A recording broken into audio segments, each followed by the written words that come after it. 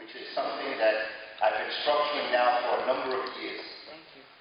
To begin to develop an understanding, really, of who we are as a people, a united people.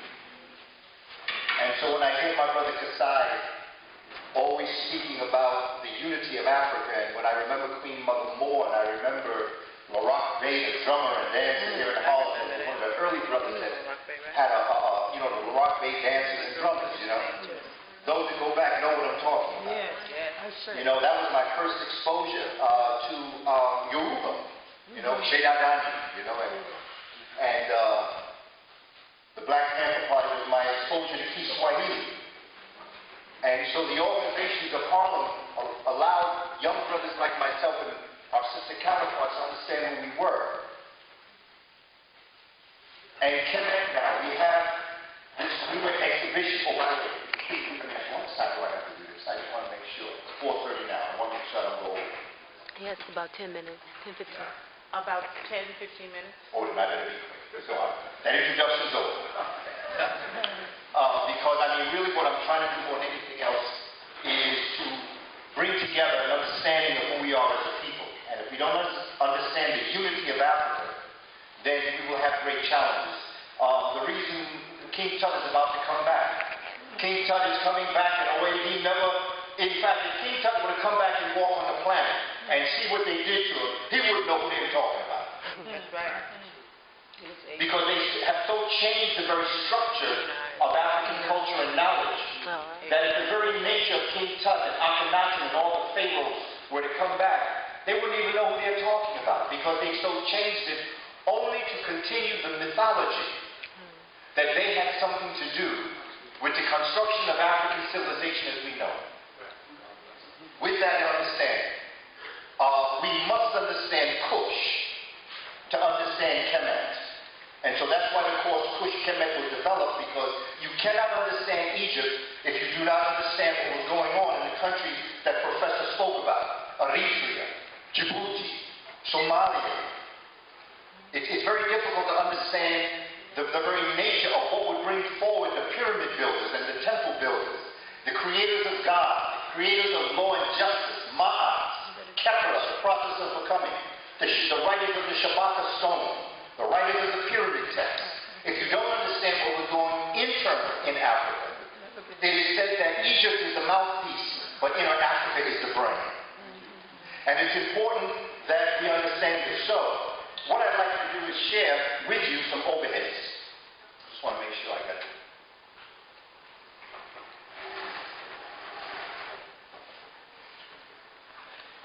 There is a book that we use in the course, Kush and Kemet.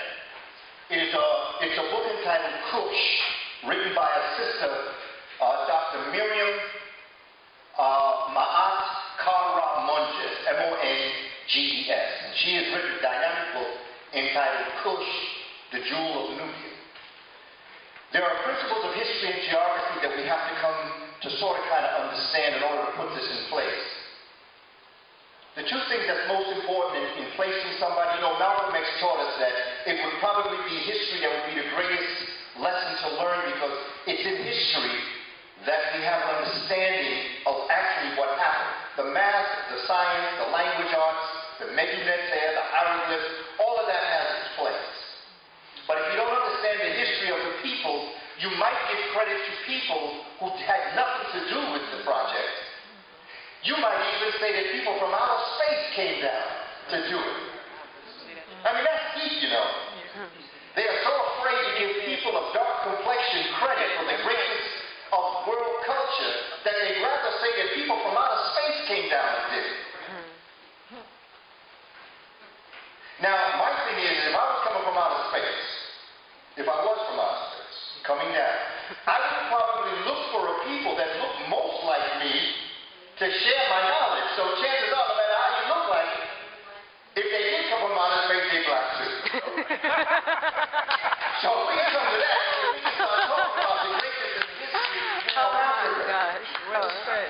Not only that, but I think we need to stop the debate and just come to a very strong conclusion that the builders of ancient Kemet with the peoples that travel from the south to the north, and stop the other argument. If they want to discuss this amongst themselves, you go ahead and have that discussion. That's right. That's right. But we as a people have to now start to spend constructive time for our children to develop a curriculum that will address who they are and what they are and what they have contributed. But not just there. How can we take those minds now and build the future? Because just to study what happened in the past, that's dead history. But to apply what happened to the present and see what you can do with it in the future, that's what we have to teach. So that Sister Kaba speaks of and defines this concept, and she says, Kush and Kemet. The great civilization of Kemet. This is how we open up the course. This is how we tell the teachers from the students from the beginning. The great civilization of Kemet, or ancient Egypt, will remain a mystery until the people in the land of Kush, which we today call Nubia, Sudan, Ethiopia, Abyssinia, Puani, Somalia, Djibouti, Eritrea, the Horn of Africa, are the people we're talking about. See, remember, these countries weren't divided up until a much later date. That's right. As it comes to the minds of an African people, they were nation. And when I heard Professor speak of all the different breakdowns of all the different groups, Western civilization has a tendency to take land and then build fences. And therefore, they have needs for definitions of what we call continents, although we know continents don't exist. But we say they are continents. It could very well be that to the African mind, they didn't have a word for an African continent. Right. And so all the time we're spending trying to find out what the indigenous people of the continent called the continent, we're losing time studying the nations that built it. The actual framework is of nationhood. And so when you are concerned about nationhood, indigenous people were not wondering about what they were going to call America, because they called themselves Arapaho, they called themselves Apache, they called themselves Cherokee, they called themselves Olmec, they called themselves Maya. They weren't talking about South America, North America, because to them, their worldview, their axiology, may not have just been about concepts of what do we call this whole area. They might have been nation-thinking people as opposed to continent-thinking people. But the future will hold. We may find a word. We have words like our people are. So until these countries are joined, are geographically and culturally enjoined and rejoined to the people and land of Kemet or ancient Egypt, this process of separation that we call is called the beheading of Africa. Okay. This concept of sub-Saharan Africa. We forget at one time there was no desert. What did they call it then? There was only one Africa. Well, at one time there was only African people on the planet. That's right. And for millions of years. The people we today call European are relatively very new. They're no more than about 10,000 years old. Japanese are no older than 8. Chinese are no older than 10. And if you go before that, the southern lands were filled with the Kushite people. Drusilla Dunjee Houston's book, Wonderful Ethiopians, talks about the birth of civilization in Africa and then the movement across the planet of these African people sharing their knowledge and wisdom with the world. So that we're going to place the head back on Africa. And to do that, we're going to join what we call Kush and Kemet. Now, we are used to what we call the Mercator map in our classrooms. The Mercator map is the map